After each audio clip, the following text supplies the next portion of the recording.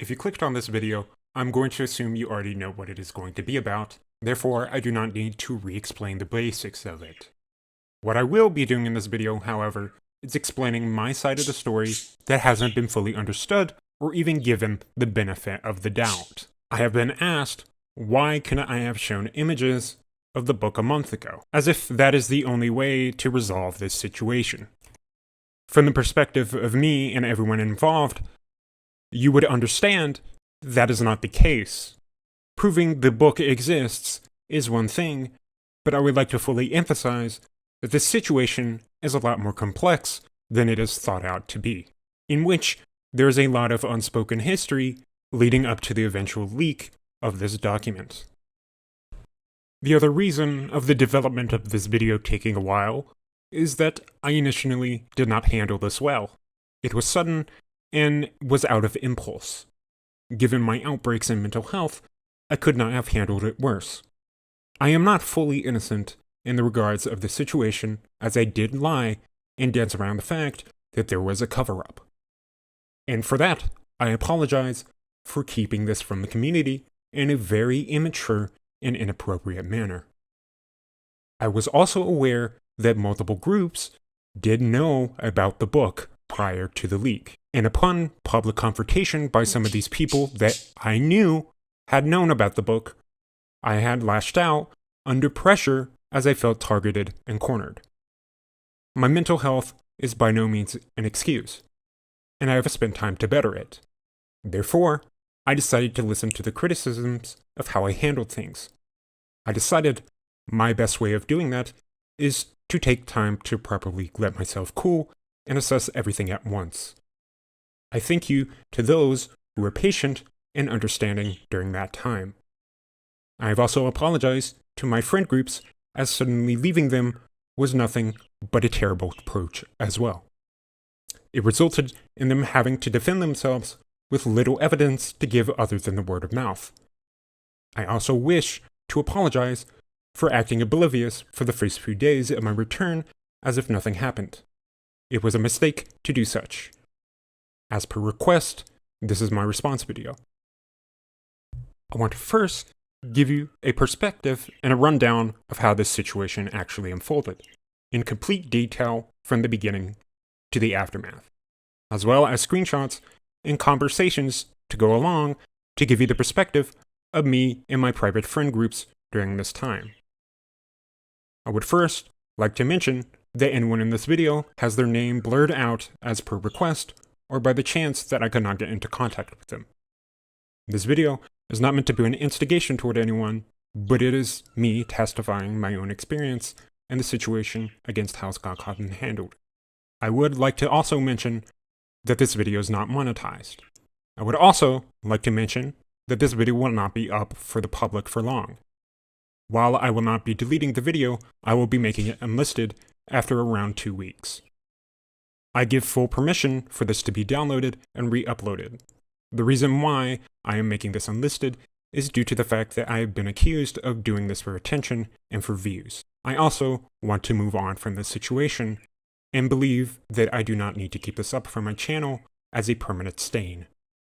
That being said, I want to give you the full story of what happened first. On January 13th, 2023, I ordered a book off of a retail site by the name of Abe Books. This site in particular is essentially an eBay for booksellers, and is also a go-to place for selling rare book copies. At the time, I was anticipating the release of the Character Encyclopedia, which was on the horizon of its release.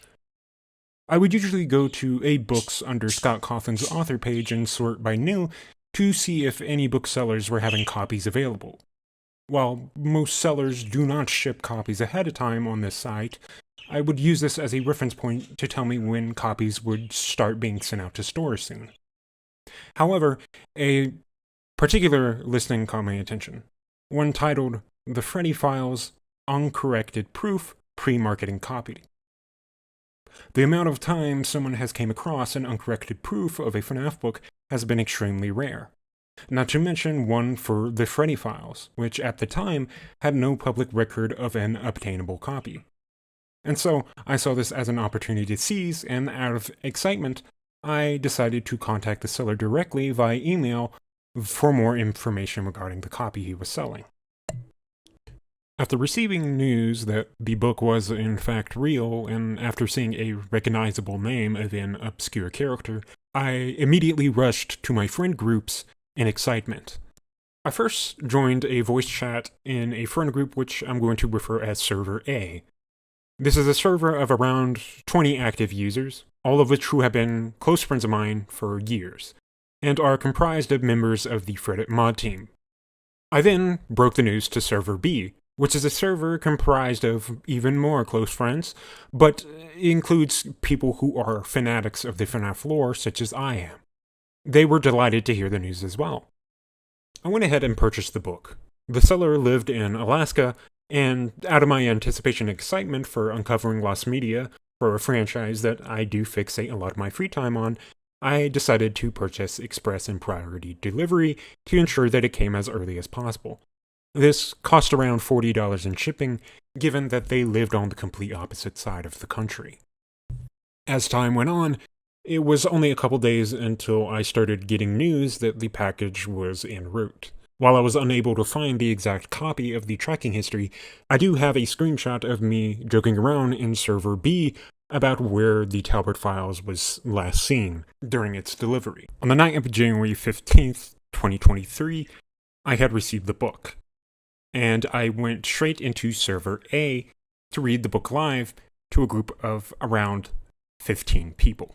There were about 6 Reddit mods in the voice chat to witness this, and the live reading was around 5 hours, 37 minutes, and 2 seconds, as a friend of mine came up to me recently saying that he had, in fact, recorded the original reading of the book. While I cannot show the full recording itself, because there are names of people who do not want to be associated with this, there is, in fact, evidence that the book was live read, and it is on recording. Up until the FNAF 3 segment of the book, I stopped reading it, and I got into a panic mode after the contents of the book were very overwhelming. I was also overwhelmed at the fact that I would have to tell Server B that I got this book.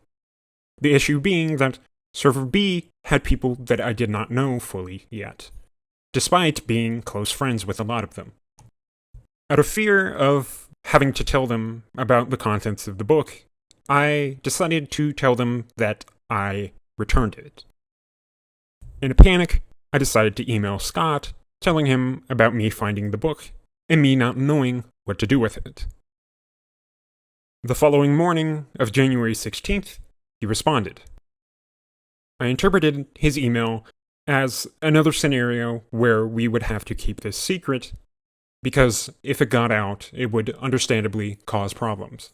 This was a concern that I myself had, as there was an ongoing debate regarding the books, one that still goes on to this day. With there being scrapped lore in this book, I also did not think that the community would take it quite well, as it would be used for theories. A couple days later, I decided to go into a small group DM with people from Server A. For simplicity reasons, I'm going to call this group DM Server C. There was about 8 people in this DM, with about 3 Reddit moderators, all of whom can back it up if they wish to.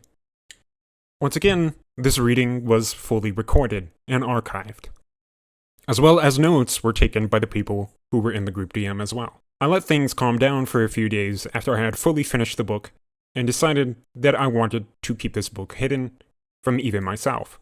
The book had already caused a lot of paranoia and problems to me, and I decided to put it into storage for the next year. I kept it in a box with all of my other old Five Nights at Freddy's memorabilia. A few weeks went by, and ironically, I felt guilty for keeping things from Server B and lying to them that I returned the book. I decided to come up to them and reveal everything that had happened. They were quite delighted to hear this, and started asking people who were mutual servers with Server A as to what they could recall from the book.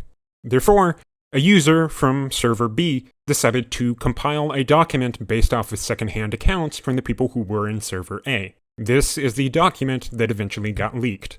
While a lot of the document is accurate, there are some discrepancies and small details which got lost in translation. Therefore, not every single little detail in this document is reliable. Over the next few months, we all agreed to keep this private, as if it got out, it would be quite catastrophic for the theorizing community. I had a friend in Server B at the time who was already working on a fanfiction by the name of Notes from an Investigator.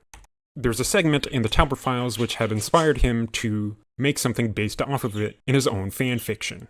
During this time, however, there was ongoing drama within the friend groups that I will not get into, and 2 people got banned or left on their own accord during this time in the server. The server I'm referring to being Server B, not Server A. Names will not be given, and reasons for the bans will not be given in either, as they are personal. However, we do fully believe that these people ended up leaking the document from Server B, as a couple weeks later, this in fact happened under an alt. In July of 2023, it started to spread more after a Reddit account by the name of Lake BBB5 posted to it on the Lost Media subreddit. This started causing panic in Server B and both Server A, but mainly Server B, as it was apparent that the information that was told in Server B was only being leaked through this account. At the time, we had no idea who this was, but we suspected it was one of the 2 users who were not in the server again at the time. In hindsight, now that this had all ended, we later learned that this was a specific user, but rather someone in a group of multiple people who were intentionally out of spite trying to leak it. Although myself did try to investigate what was going on after I started seeing people online actively talk about the contents in the book in a cryptic and mythical way. The irony being that later on, when this book got revealed, the same exact people who ended up being cryptic accused me of being cryptic, even though I was not the one to be leaking it in the first place. While my friend Mono was making his fanfiction, he came up with the idea that he could use his fanfiction as a cover-up in the case that it ever got leaked. I decided to agree, as I didn't see much issue with it. This, however, did become an issue later along the line, as people started to find out that there was, in fact, a cover-up. Despite the desperation of people trying to leak this out, I will admit this was not the best approach at all, and I regret accepting it. Throughout the months of the year, it became apparent that there was multiple groups of people who were being more cryptic about this and shoving it around, acting as if they knew what they were talking about, and that they had the higher ground in morality in what they could do with the book. Lake BBB5, in particular, kept leaking this in desperation over months and months and months, and every time, to each avail, failing. Our friend group started to get very agitated, understandably, because it was clear that this stopped being about leaks and started being about an instigation toward me and my friends. If there was a case where they fully knew what was going on, they would have leaked everything prior with the full story. But, as we learned in the end, Lake had no idea what they were talking about, or at least they claimed to not know what they were talking about. It wasn't until May of 2024, this year, where Lake ended up posting the full thing to Twitter, in which multiple people who were involved and knew Lake started spreading it around in a very nonchalant manner. This was very agitating, as these people seemed to later on accuse me of keeping info hidden just to be cool, despite the fact that they themselves were the ones shoving it around in the public in the first place. Eventually, when I left, after Lake again leaked my messages, everyone who was involved and those who weren't involved were celebrating, as if they had accomplished something, as if they knew the whole thing from the beginning. Until 3 days later, when Scott responded, suddenly they completely changed their demeanor, as if they had knew the whole time that it was obviously fake, and continued to clown on my friends, the only people in the situation who had experienced the full story. Lake ended up deleting their account out of guilt, even though I know for sure that they are not guilty whatsoever for this.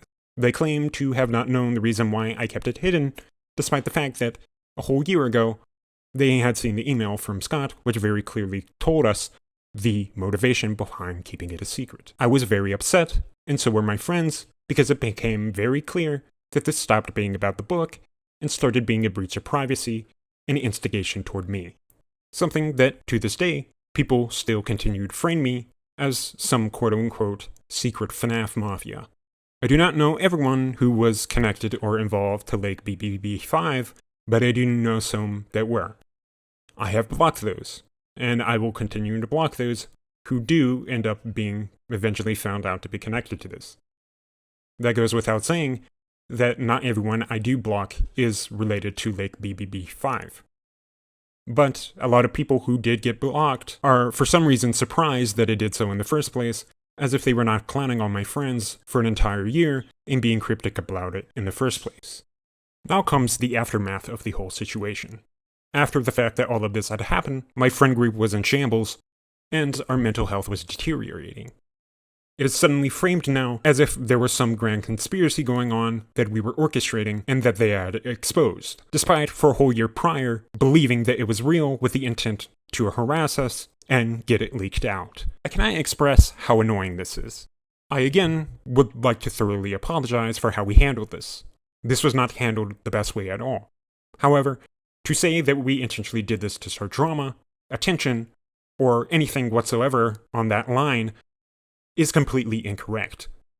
Given the fact that, again, for a whole year, we were trying to keep this secret and being instigated, harassed, and sent cryptic messages from multiple groups who threatened to blackmail us. That being said, I would like to take this time to clear up some accusations that have been made against me. Number one, I lied, and I'm continuing to lie because I want my headcanons to be proven real.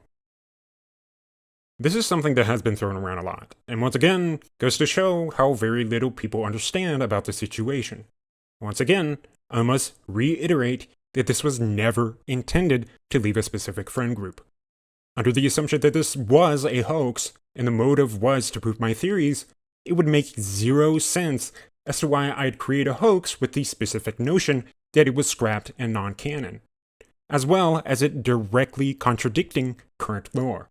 What also doesn't make sense is the fact that Scott and I had known that this would be kept under wraps, knowing that people would take it as canon and use it for theories. Not only does this make no sense to fake, but it doesn't benefit anyone whatsoever. And once again, the book contradicts beliefs that I do currently have.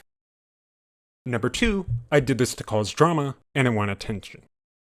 A frequent claim that, again, does not make sense whatsoever, and is probably the strangest one out of the most. Again, this was never intended to leak, and was not leaked by me. I don't know why people think that I intentionally leaked it, when again, it was someone else. If I wanted to do this for drama, it would imply that I had foresight that this would get out in the first place. Number three, I faked it to trick my friend group.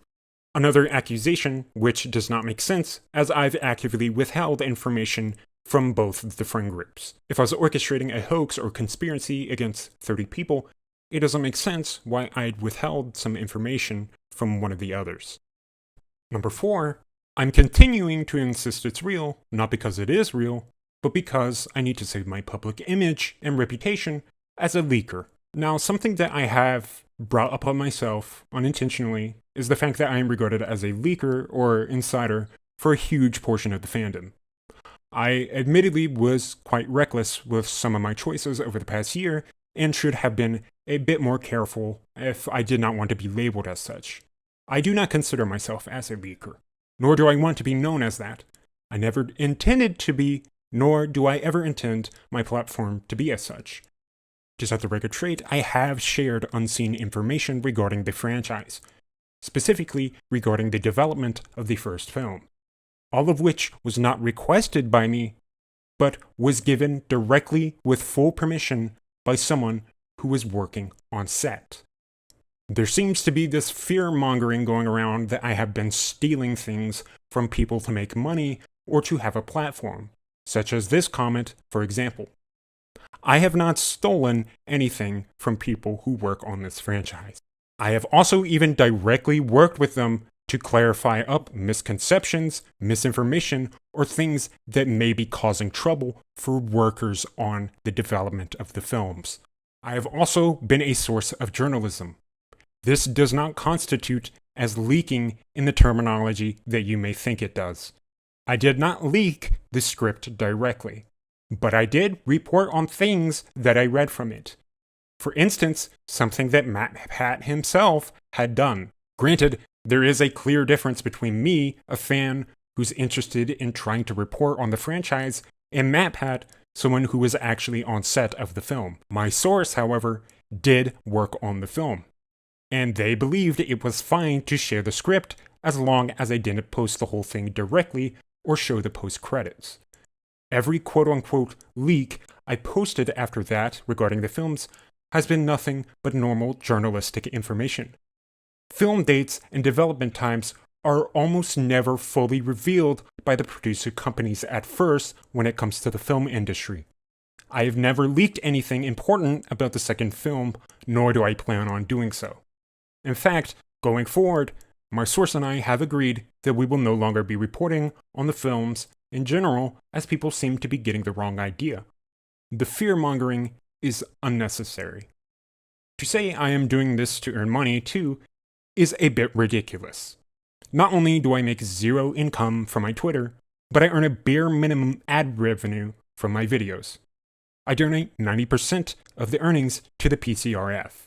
I do have a real-life job instead. I do this because I'm passionate about the franchise and I want to talk about it. Initially, I just wanted to come across as this fan that has a lot of dedication and encyclopedic knowledge about the franchise, as well as having my Twitter be a journal for me to talk about it. I may have, however, gotten too excited and stepped some boundaries for some people. I have also, for the record, earned zero income from the movie script video. Not only am I permanently taking this video down, but I want to show you that I physically cannot earn anything from it, as Universal Studios has a claim on it for the movie footage being used in it. I cannot earn revenue from this, nor have I ever done so. Bringing up the claim of me leaking the books, I have ironically had more problems with the book situation than the movie. This community seems to be incessantly hostile at times when things tend to annoy them, and they will find any justification they can to try to stop it. To set the record straight, I have never once leaked a book early. This, again, is misusing the term leak, as people seem to interpret it, as me illegally or unofficially obtaining it. I bought a book legally because the place I live has it so some books arrive earlier than the street date. This is something that is normal, not just with books, but retail copies in general. This is incapable of being prevented. Keep in mind, this was all before I ever had a Twitter platform. I was not feeding off of leaks, nor did I ever plan on doing so. In fact, I did not like the attention, as the treatment that I got, and still continue to get, was super toxic.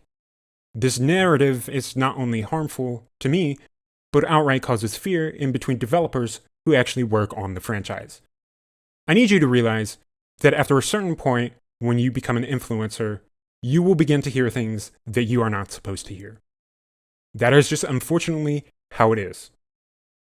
You either start hearing things from random people, or you hear it from other influencers.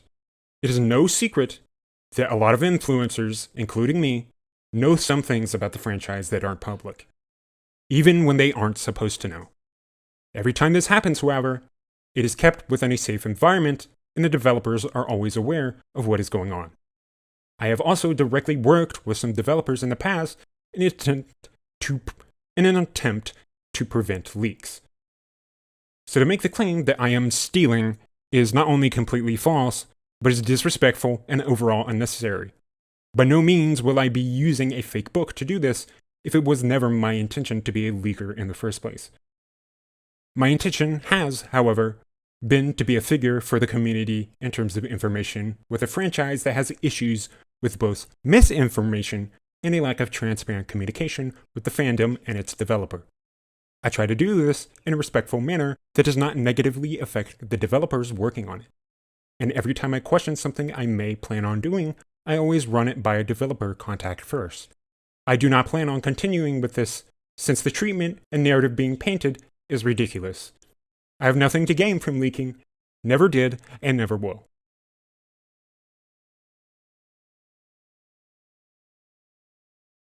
In order to prove that the book is real, I've gone through the liberty of showcasing a 360 view of the book itself, as well as a small page turn to show you that it is, in fact, fully binded and printed with a glossy cover. For more context, this book is heavily unfinished, and I mean heavily unfinished.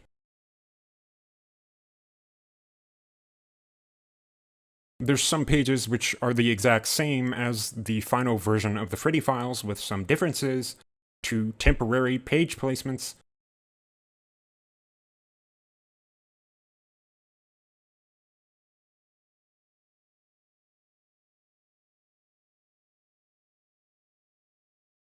Some pages being straight up blank, and some pages being a complete outline of what the book is planning on trying to do. In total, I counted around 112 pages. And during the making of this video, people have began to make the claims that I've spent the time printing a book from start to finish, which is why A, I didn't show many images of the book itself at first, and B, why it took so long for me to make the video and post images of the book a whole month later. For one, I need to make it clear that I have never been the best at documenting stuff. This is my fault. In times that I do document stuff, they are not the best photos. For instance, the radioactive photograph of the book that I took first back in 2023. Number two, this isn't something exclusive to this book only. When I live read the Tales books a couple months early, I had taken very few photos of the books themselves. 90% of the photos in question being just the color. The reason why I bring this up is because the same discrepancies and arguments used against the radioactive photo being legitimate are present within the photos of the Tales books themselves. And it is known for a fact that the Tales books that I got are 100% real, despite all the lack of documentation. No interior photos were taken, and it was entirely reliant on my word. My word in which directly quoted sentences and paragraphs from the books months prior to their publication. Unless you believe that I somehow also faked the Tales books, which is pretty impossible, given the fact that it would require me being some conspiracist that has access to manuscripts before physical release, which in itself is a baseless claim. All these discrepancies can be chalked down to the poor camera quality, angle, and documentation. That does not answer the question of how the hell the book looks like it's radiating. For a while, I could not replicate this exactly until recently, where I discovered why. It was a mix between the lens of my phone camera being fogged up, as well as the compression from the Snapchat camera app. I used to take a lot of photos with Snapchat before I stopped using it, as it provided a lot of options than the regular camera app. However, this came with the underlying effect of Snapchat compressing images by a great margin. With this combination of a foggy camera, a flash lens, and an awkward angle, it gave off the effect of a glowing radioactive book. The reason why the red strip appears to be bleeding is due to camera glow. Thanks to people on Discord, they were actually able to test this out. Someone edited the contrast on the photo and was able to very visibly get rid of the red glow and showcase that the red line is a lot smaller than the glow made it appear to be. Another anomaly that people pointed out is how in newer photos, the red line of the uncorrected proof is visibly shorter than the original photo. This is actually correct. The line of the spine, back, and cover did used to be longer than it is now. But because of the poor condition I kept it in, as in it was kept in an entire cramped box for a whole year, there ended up being weathering on the book. This pushed the binding as well as the rest of the cover, tearing it off in some places. Another thing I would like to mention is how there is a slightly noticeable difference in shift between the first cover photo and the one now. I've asked some people as to what could possibly cause this, as I was not sure myself. I got told by many people that this is actually normal for paperback books as the paper begins to shift and wear over time. I'm not sure exactly what causes this, but it does happen. I want to clarify is the accusation that I have spent this time to print a book, as anyone can easily personalize a custom print. Number one, this would imply that I had been spending a big portion of the month making the book, and also spending money to buy it.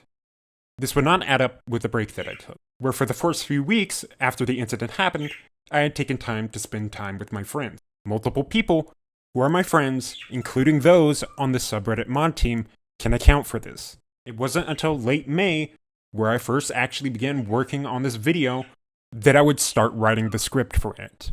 This would give me a 2 to 3 week time frame to fake the book, print it, and make the video all at the same time. I do not have all of the free time in the world to do this. As I was editing this video, I decided to actually do some research to see if it was hypothetically possible for me to do this. In multiple printing services that I could find, however, you can in fact print books for such a cheap price. However, there are a lot of issues with this. I cannot print a book like this under US copyright law, even if it was for personalized books. Not only would this book that I am supposedly printing would pose as an uncorrected proof for a pre-existing book, which uncorrected proofs are protected under publishers, but there are pages that are straight up from the Freddy files that are barely unchanged.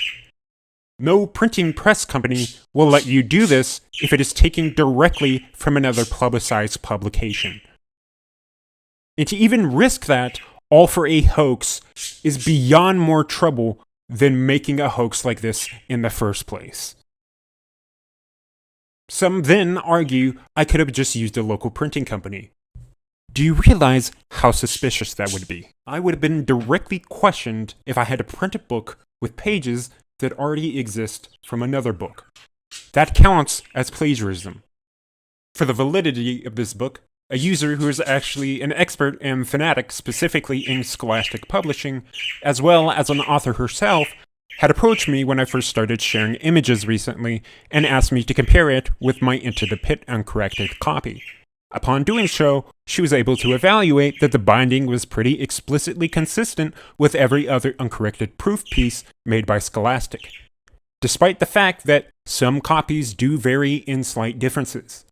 She went out of her way to say she was fully convinced now that this was the case of being a legitimate product, given she had seen many fakes in the past, but this one, if it were to be faked, would have to have been a near-perfect replica. Another piece of evidence against me was the fact that this book was supposedly printed in May 2017, despite the finalized cover being revealed in February 2017. This would give the question as to why they were swapping between covers if they had finalized the book already. This can easily be explained from the fact that there is factual information that Scholastic was tampering and experimenting with the covers of the book after the fact of the original one was released. Regardless if you think that the Talbert files is fake or not, it is undeniably shown that there were multiple covers of the Freddy files. There is even records of there being multiple different descriptions for not just the US but UK versions, as well as different page counts. There were multiple versions of this book in development at the same time. There is one lingering question, though, that I myself am questioning about. On one of the pages, you can see that there are children's drawings, which a lot of people have pointed out are the same exact ones from Help Wanted, which came out years after this book was printed. I myself am confused by this, and I am not going to deny that they are the same photos. They are 100% the same exact drawings from Help Wanted. A proposed explanation, however, is that Help Wanted was in development since 2017. A month after this book was printed, we got our first mention of Help Wanted, and remakes being in the talks. In September of that year, he once again brought up the development of the VR project, and that if it looked good, its proposal would be greenlit. Later on, in January 2018, Steelwool Studios posted a teaser image on their Facebook with the Freddy mask at their studio, indicating that they were, in fact, working on the game. It is very much possible that either Scott or Steelwool were already working on remastered assets for the game as early as mid-2017, and for some reason ended up in this book, either intentionally or through a miscommunication. It's important to note that this would add up with the VR game initially being a remake of the first game, in which these drawings are all explicitly ones from the first FNAF game. Something that's quite damning is what Spring Popo brought up. There are traces in the game files of the first Freddy files having assets being used, meaning that they were directly cross-referencing the book and the game during development. In the process of proving the email conversations are real, I want to first acknowledge a claim made by a pretty viable source. Kane Carter, the director of the fanverse game Pop Goes and its spin-off Pop Goes Arcade, tweeted on the matter as to why he had great doubts that this email from Scott was real. In his tweet, he claimed that in approximately over 45 emails with Scott, he had made little to no spelling or grammatical errors in the conversations with Kane that are seen in my emails with him. He attached an analysis appropriately. To make it clear, with all due respect, I'm not saying that Kane is unreliable whatsoever, nor am I saying that his justification on being skeptical is incorrect, as we are talking about a man who directly speaks with Cawthon on a frequent basis more than anyone else. His judge of character definitely would prove more accurate than anyone else. Therefore, it is very understandable that people are going to take his word over it. However, the argument and analysis in question that he provided is weak. Mainly the claim that he uses apostrophes consistently in his grammar. By digging into Scott's post history, I did find a post where he has outright commented on something in the past where people bring up his misusage of the word it's, stating that he makes this mistake on a day-to-day basis, just like in the emails that I received from him. The point that does stand strong in Kane's statement, however, is the fact of the usage of don't isn't ever missing an apostrophe when Scott types. I myself have yet to find a case where Scott has done this, and to Kane's claim, there is no public comment I can find of Scott's where he uses the grammar incorrectly like the email chain I had with him. But, to my defense, I feel like as if hyperanalyzing grammar should not be a smoking gun for a man who has actively made mistakes in the past. And in other cases such as Scott never starts a sentence with the letter H, feels over-analytical and something that Scott himself probably doesn't have a conscious thought over making. That being said, Kane's argument aside, I do have a way of proving that this email is in fact real. This is by using a virtual machine. A virtual machine allows me to create and simulate an entire computer inside of my own personal PC. Through this, I can basically show myself opening a freshly new computer and then logging into my email. Theoretically, there would be no way to fake this without some advanced editing. Something that is already a shaky claim, given how I am already being accused of faking Photoshop photos with inconsistencies. If I can make Photoshop errors, I don't see why I'd be able to fake this either. As you can see here, I'm setting up a VM from scratch to show you that there's no pre-existing software that I had downloaded on a previous boot. I have it in windowed mode to show you a moving cyberpunk background. This is so I can show you that there's no cuts, no edits, and no jumps between footage. If the background is perfectly looping, there's no way for this to be possible.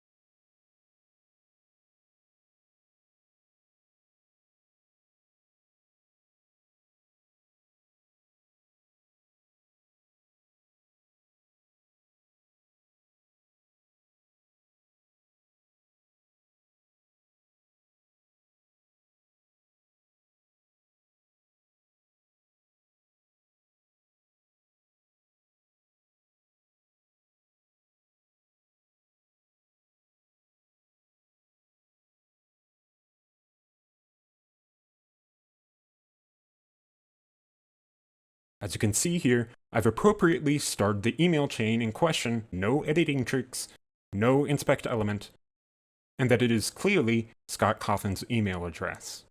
This should be undeniable proof of its existence. As to my knowledge, there is zero way to fake this without advanced editing. Something which again is not consistent with the claims against me.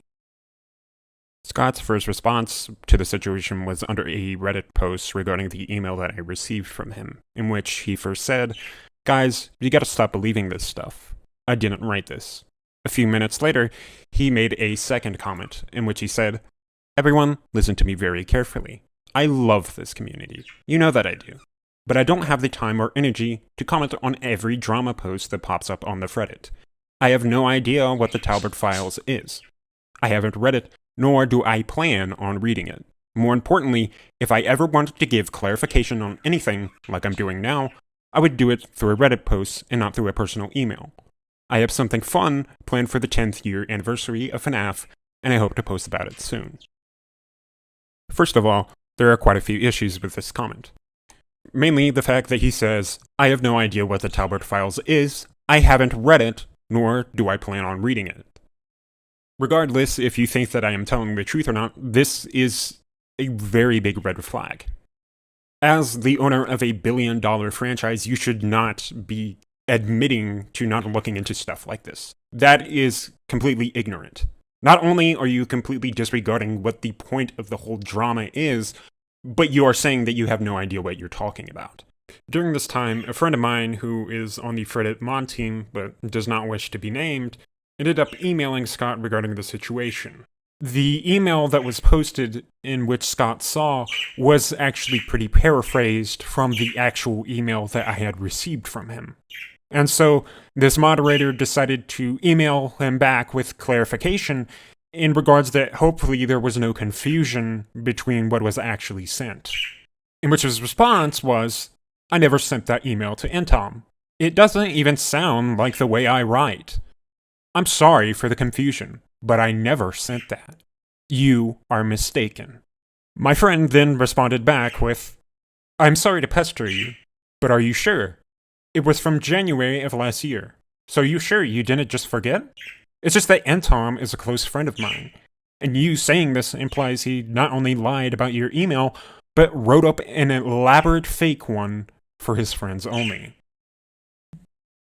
Scott then responded with, "It's possible that I could forget emailing someone, but I'm reading what you sent me, and I know for a fact that it's not something I would write. It's simply not the way I write. Also, I wouldn't give that kind of statement to someone through an email. I would make a post on Reddit. I'm 100% certain I did not write that." Since Scott was simply not budging, my friend decided to bring up some more emails between Scott and I that I had during when the week before cover got revealed, in which I asked him on if he was going to be reusing the name Stephen Callahan.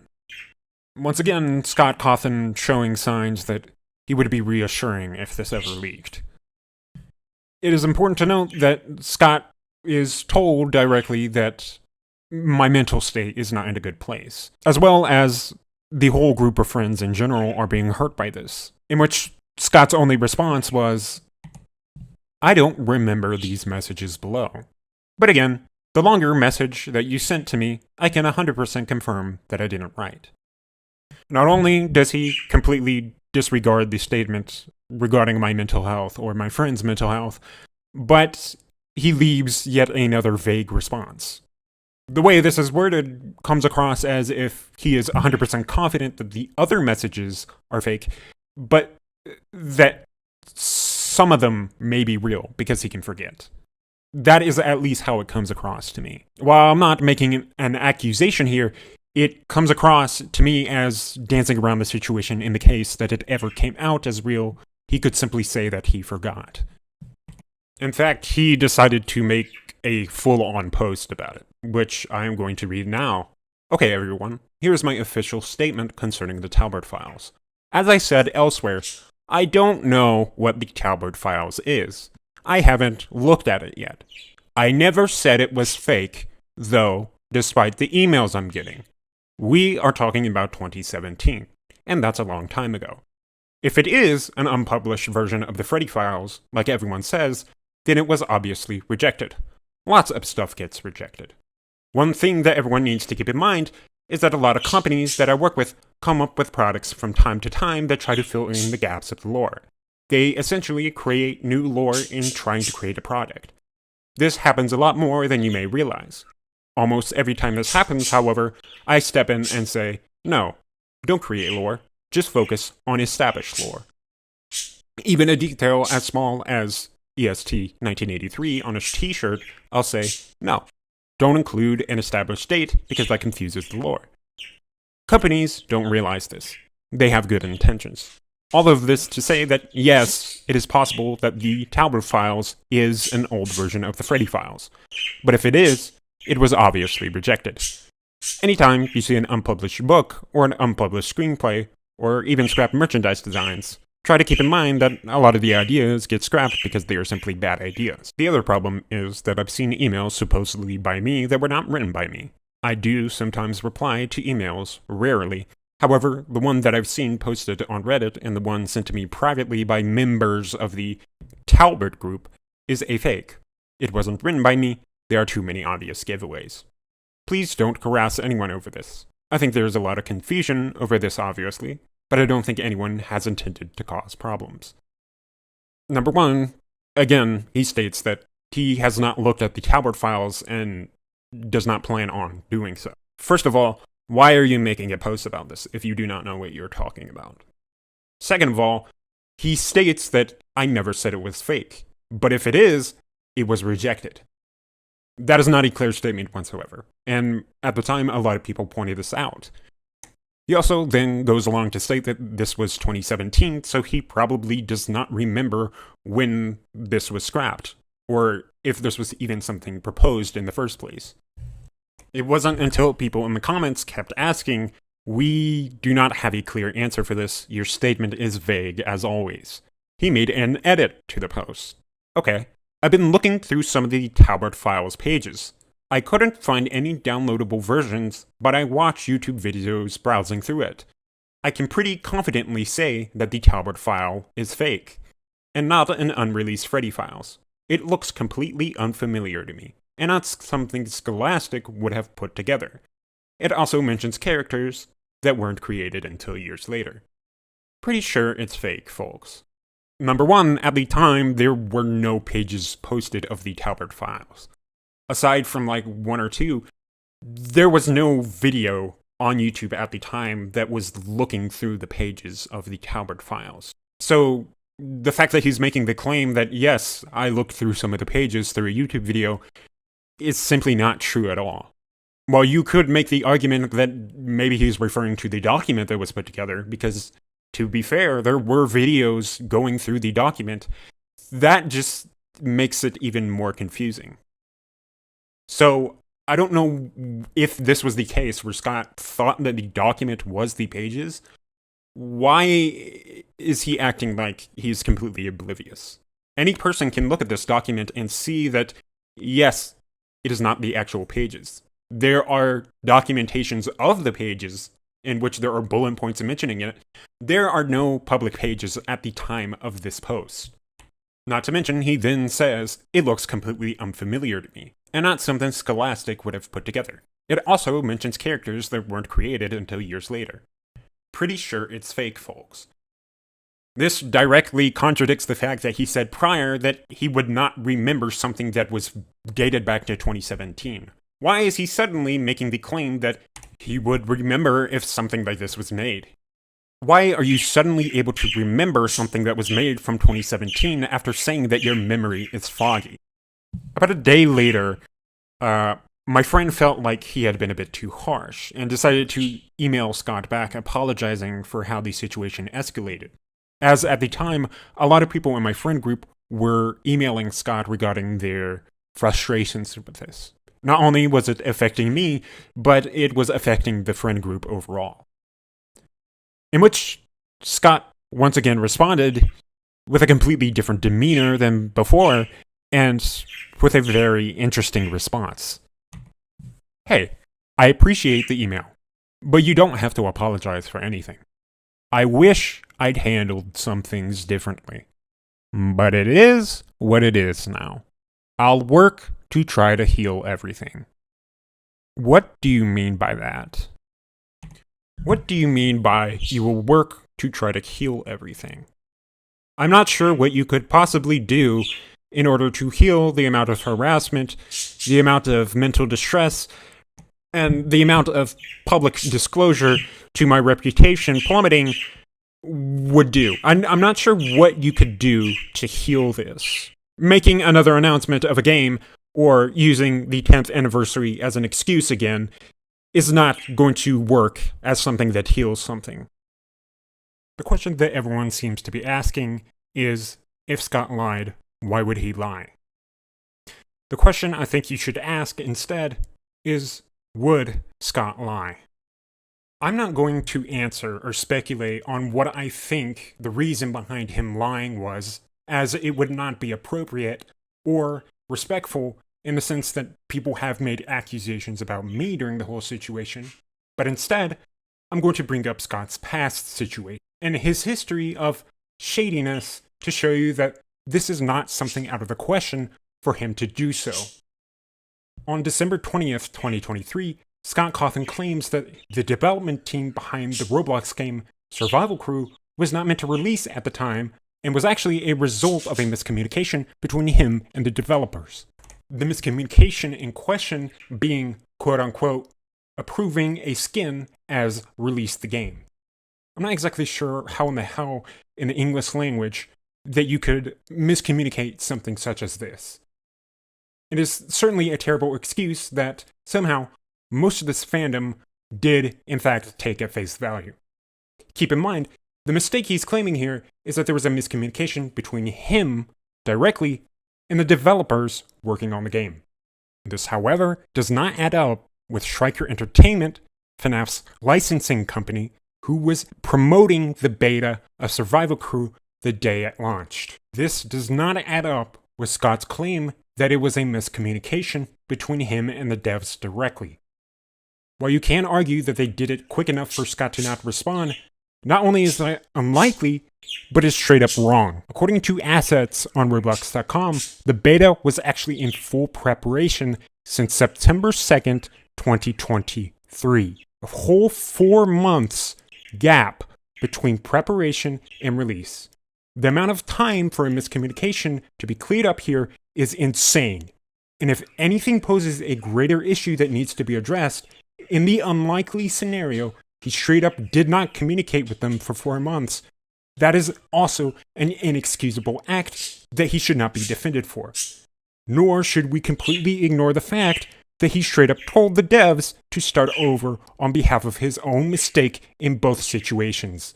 The badges themselves have full assets and were last edited in September. They have not been touched since September.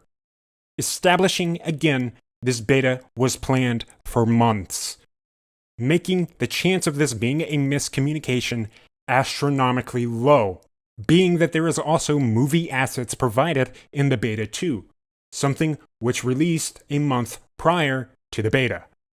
There's also public badges which should not be seen but are for dev testing only. These actually show the developers have been testing the skins in September. The time frame here again is very unlikely with what Scott said. Regardless of all that, Scott also completely failed to mention the fact that this game was having a Game Pass prepared for a beta, in which a lot of people ended up buying. Because the game got taken down, nobody got refunds. Despite all that, Scott did not acknowledge that in his response.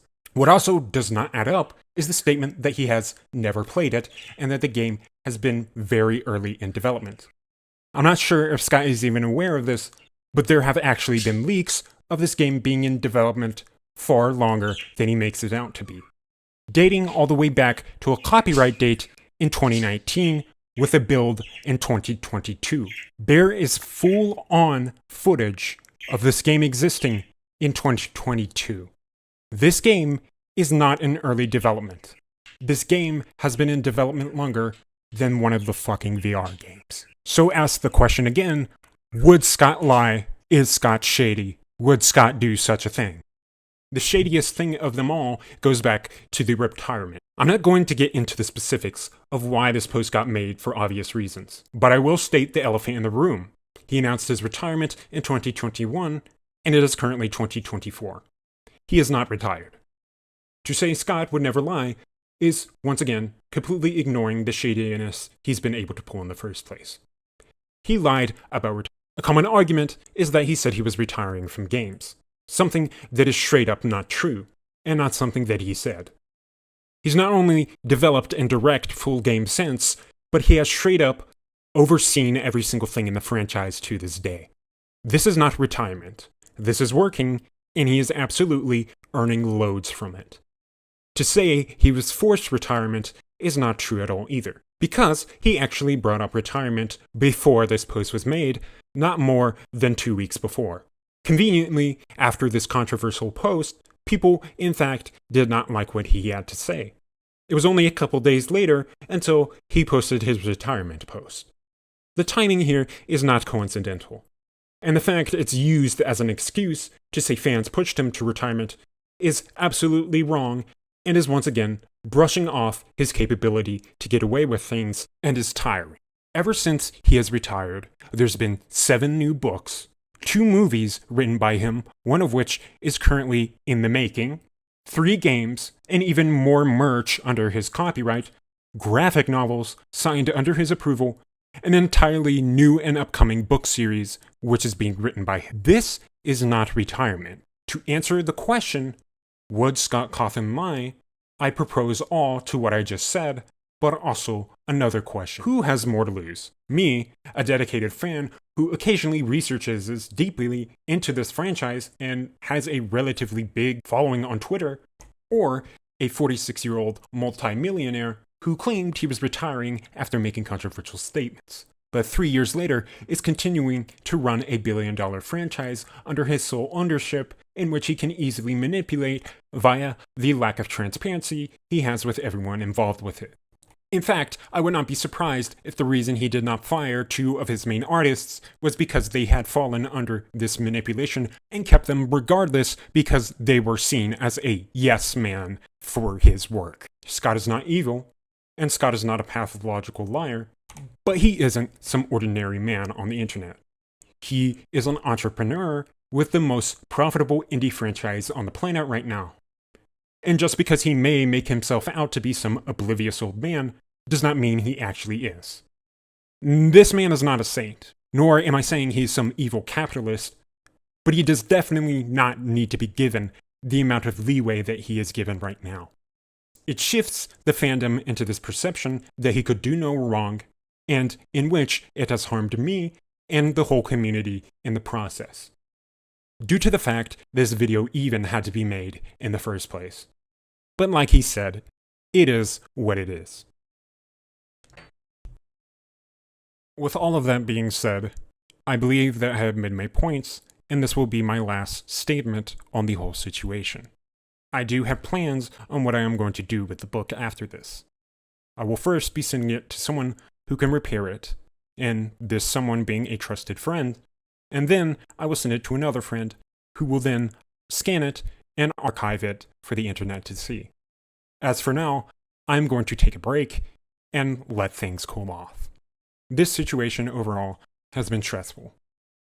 Thank you for those who were patient and understanding, and I hope that the anniversary this year turns out great, regardless of what may have happened so far.